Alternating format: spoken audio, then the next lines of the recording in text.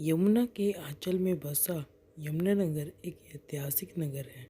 यहाँ की पवित्र भूमि पर बहुत बड़े बड़े योगी पुरुष आए, जैसे कि वेदव्यास जी, परशुराम जी, आदि गुरु शंकराचार्य जी, भगवान गौतम बुद्ध और गुरु नानक देव जी जैसे अन्य संत पुरुष आए हैं। अलग अलग समय पर अलग अलग राजाओं ने इस पर राज किया है और इस पर आधारित है हमारी documentary यमुनांचल। Mani Padme Hum, Om Mani Padme Hum, Om Mani Padme Hum, Om Mani Padme Hum, Om Mani Padme Hum, Om Mani Padme Hum, Om। इस विशाल टीले में आज भी एक महानगर शृंग के अवशेष दबे हुए हैं। प्राचीन समय में सुग सुरघना नाम से प्रसिद्ध था, जो कि 2800 साल पहले बसा था। 1400 साल पहले आए चाइनीज ट्रैवलर हुइंग सांग यहाँ पर रुके थे और अपने ट्रैवल लॉग्स में इस जगह के बारे में बहुत वर्णन किया है। हमें यहाँ पर कुछ पुराने नगर के कुछ अवशेष देखने को मिले हैं। यहाँ पर लोगों ने जैन मंदिर, हिंदू सतिया और कई मुस्लिम इमारतें भी बनाई हैं। ये 7 सत्य स्तंभ उन वीरांगनाओं की याद दिलाता है जो जौहर में सती हो गई थी। इस टीले में आज भी कई रहस्य दबे हुए हैं।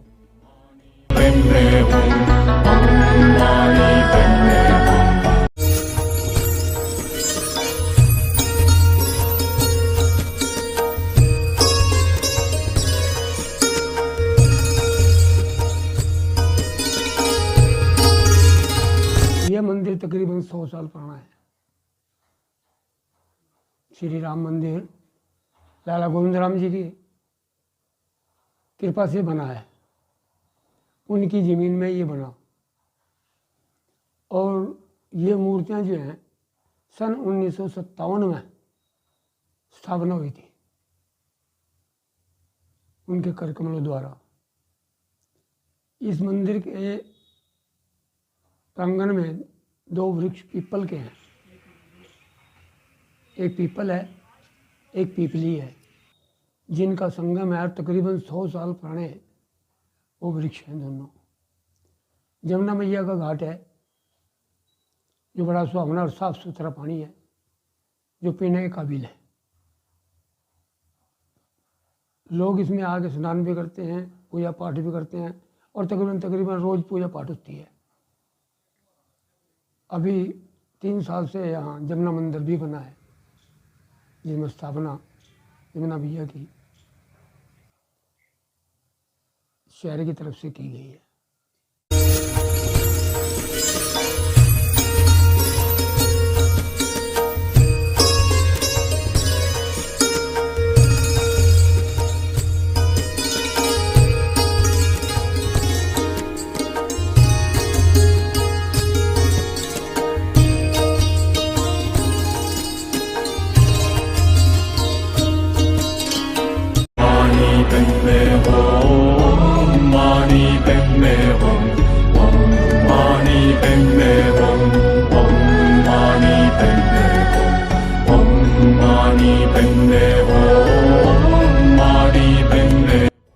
चनेटी बौद्ध स्तूप। यह स्तूप 2300 साल पहले बुद्ध के यहाँ पर आने के बाद बनवाया गया होगा। यह स्तूप उत्तर भारत का एकमात्र अशोकन पीरियड स्तूप है। इस स्तूप में समय समय पर बदलाव हुए होंगे। सम्राट अशोका के समय पर यह एक ठोस गुंबद रहा होगा और उसके 300 साल बाद कुषाण काल में यह डिज़ाइन तैयार किया गया होगा, जो आज हमारे सामने दिखाई दे रहा है। 2003 में हिस्टोरियन देवेंद्र ढांडा जी ने इसको रीडिस्कवर करके यहाँ का गौरव बढ़ाया है। माना जाता है कि इस स्तूप की रेलिंग लकड़ी की होगी और यह है इस स्तूप का प्रदक्षिणा पथ।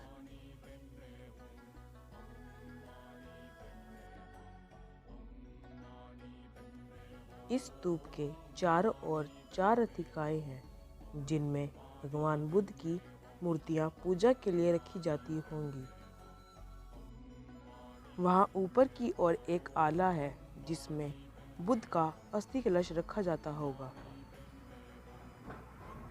इस अस्थि कलश में गौतम बुद्ध के नाखून, दांत, कपड़े रखे जाते थे।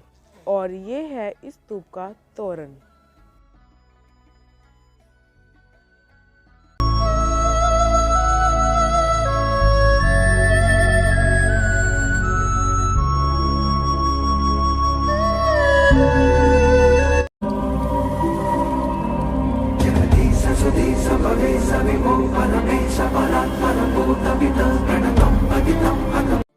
प्राचीन पातालेश्वर मंदिर, यह प्राचीन काल से ही प्रसिद्ध है।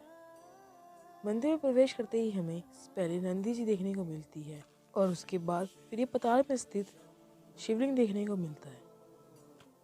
माना जाता है कि यह करीबन 500 से 800 साल पुराना मंदिर है। स्थानीय लोगों ने हमें बताया कि ये पहले मंदिर का ही भाग था जो कि मुगलों ने तोड़ दिया था। दाहिनी ओर यह एक शिव बावड़ी है। हरियाणवी भाषा में कुएं को बावड़ी कहा जाता था। विशाल शिव प्रतिमा के पीछे ही वो बावड़ी है। पुराने समय में यहाँ के लोग इस बावड़ी से पानी लाकर शिवलिंग को ऊपर तक भर देते थे, जिससे यहाँ बारिश हो जाती थी।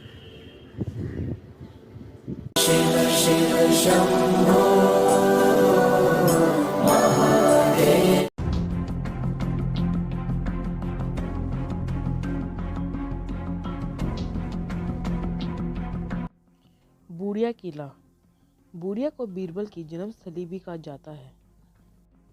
बूढ़िया रियासत नानू सिंह और भाग सिंह और राय सिंह भाइयों के द्वारा 1764 में बनाया गया था। इन्होंने इस किले को दोबारा मरम्मत करा और यहीं पर रहने लगे। ये है इस किले का मुख्य द्वार।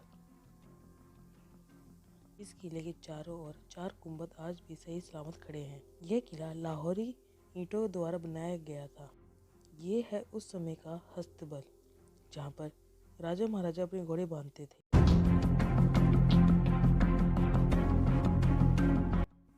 बीरबल का रंग महल, बीरबल के रंग महल की हालत अब बहुत खराब हो चुकी है और उसके चारों ओर बहुत सारी झाड़ियाँ ही झाड़ियाँ हैं। इसका मुख्य द्वार भी बहुत बुरी तरीके से टूट चुका है। तो जानते हैं इसके इतिहास के बारे में। बीरबल ने यह महल अकबर के लिए बनवाया था, पर एएसआई का कहना है कि यह महल 1630 में बनवाया गया था, जिस समय शाहजहां का रूल था। इसमें दीवारों और छत पर रंग बिरंगे आकृति वाले डिज़ाइन बने हैं। इसकी दीवारों की लेंथ 20 इंच से ज़्यादा है और इसे ठंडा और हवा रखने के लिए इसमें बहुत सारी खिड़कियां और दरवाजे हैं। ये है इसका ऊपरला भाग, जो कि बहुत बुरी तरीके से टूट चुका है। इस पर लोगों ने इसकी दीवारें खोद रखी हैं, क्योंकि लोगों को लगता है इसमें आज भी सोना दबा हुआ है। कई इतिहासकारों का कहना ये भी है कि बूढ़िया विरासत के जो पहले राजा नानू सिंह जी थे, ये महल उनके द्वारा बनाया गया था।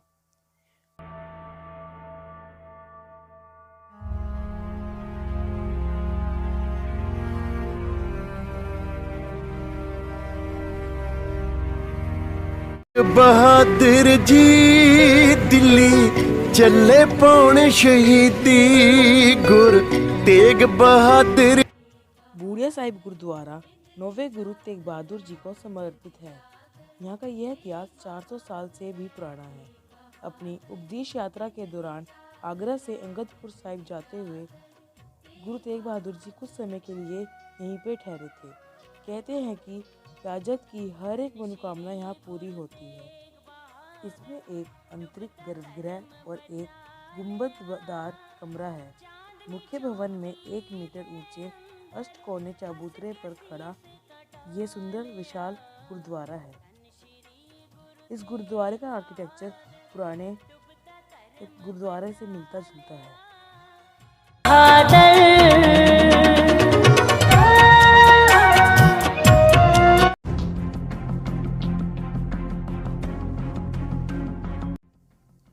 छछरौली यानी सत शेरावाली, ये कभी भारत की 567 रियासतों में से एक की राजधानी रहा होगा। इस किले का निर्माण राजा गुरुबख्श सिंह जी के द्वारा किया गया था। यह किला लगभग 260 वर्ष से भी अधिक पुराना है। इस किले के 3 भाग थे। पहला राजदरबार, दूसरा रानी महल, तीसरा राजमहल। इस किले का डिज़ाइन इंडो ब्रिटिश और मुस्लिम आर्किटेक्चर से मिलता जुलता है। इस किले की दीवारों पर रेलवे गाड़ियाँ, चर्च, मंदिरों और फूलों की आकृतियाँ बनी हुई हैं। कई लोगों का ये भी मानना है कि राजा का शाही खजाना आज भी इस किले में दबा हुआ है।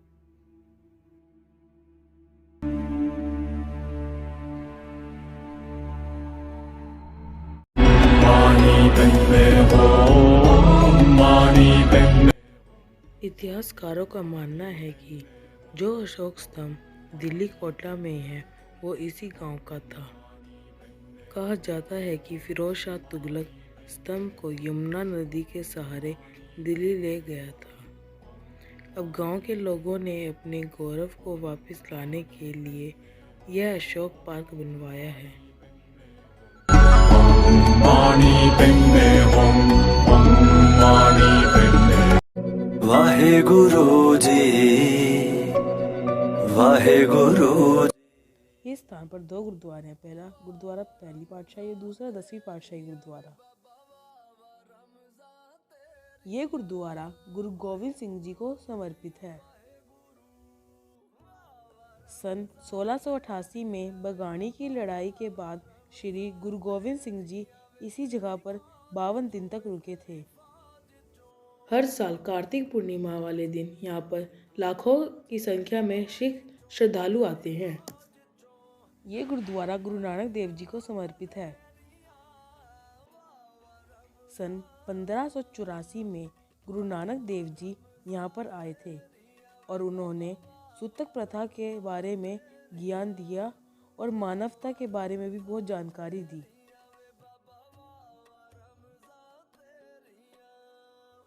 माना जाता है कि बगानी की लड़ाई के बाद गुरु गोविंद सिंह जी ने अपने शस्त्र इसी घाट पर धोए थे और इसी के ऊपर इसका नाम पड़ा है शस्त्र घाट।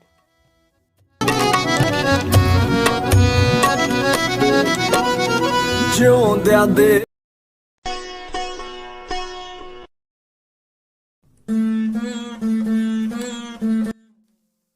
कपाल मोचन। माना जाता है कि जब भगवान शिव ने ब्रह्मा जी की हत्या की थी तो भगवान शिव ने इसी कुंड में आकर स्नान किया और उसके बाद उनका ब्रह्म हत्या का दोष हट गया था। इस गौ बच्चे ने भी भगवान शिव के साथ अपने पिछले जन्म के पाप इसी कुंड में साफ किए थे।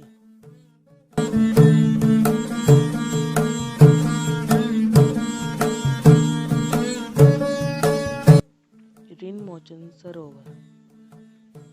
माना जाता है कि श्री कृष्ण ने अपने ब्रह्म हत्या के दोष को इसी ऋण मोचन कुंड में साफ किए थे। सूरज कुंड सरोवर। माना जाता है कि इसी कुंड के पास कुंती ने भगवान सूर्य की तपस्या की थी और ये वो पेड़ है जिसके नीचे उन्हें कर्ण की प्राप्ति हुई।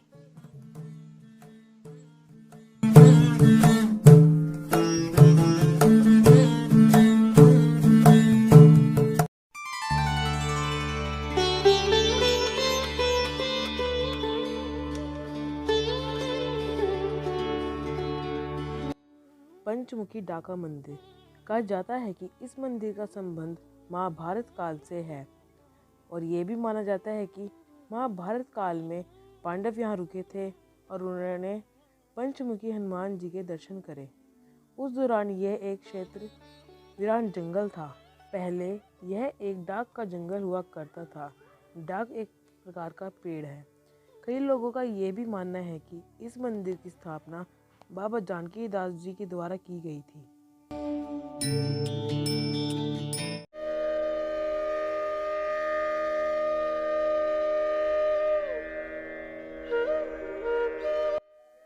आदि बद्री शिवालिक पहाड़ी की गोद में बसा हुआ है।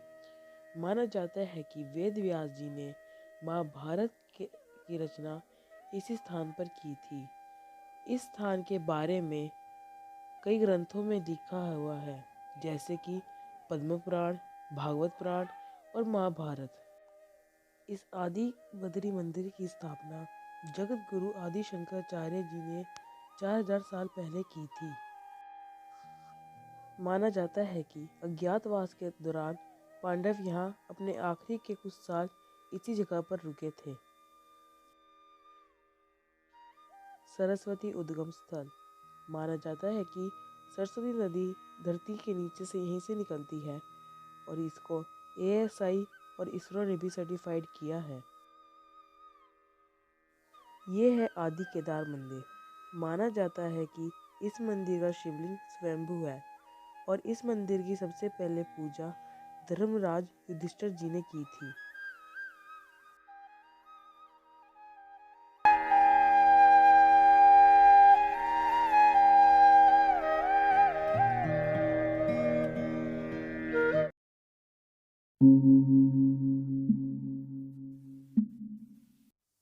आदि बद्री बौद्ध विहार। यह बौद्ध विहार 800 से 1000 वर्ष पुराना है। यह बौद्ध विहार आयताकार का है और इन्हें संगाराम भी कहा जाता था। इस विहार के कक्ष में बने आलों में कभी बुद्ध की सुंदर मूर्तियां रखी जाती होंगी। इस विहार में कई छोटे बड़े कक्ष हैं। इस विहार के आसपास कई प्राचीन बौद्ध अवशेष मिले हैं। यह सीढ़ियाँ एक बड़े कक्ष की ओर जाती हैं, जहाँ पहले के समय में कोई शिक्षा दी जाती हो। Mani Padme Hum, Om Mani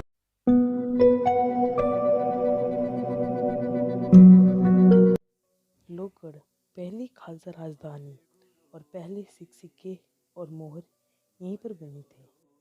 Mughal बादशाह शेर शाह सूरी के बेटे सलीम शाह ने पावागढ़ नाम का किला बनवाना आरंभ किया था, पर वो पूरा ना हो सका।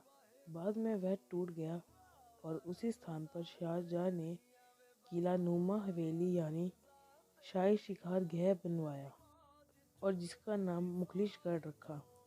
सन 1710 में बाबा बंदा सिंह बहादुर जी ने किले पर फतेह हासिल की और उसका नाम लोहगढ़ रख दिया और फिर वह खालसा पंथ की पहली राजधानी बना। और अब उस किले के कुछ ही अवशेष बाकी हैं, बाकी वह सारा नष्ट हो चुका है। तेरिया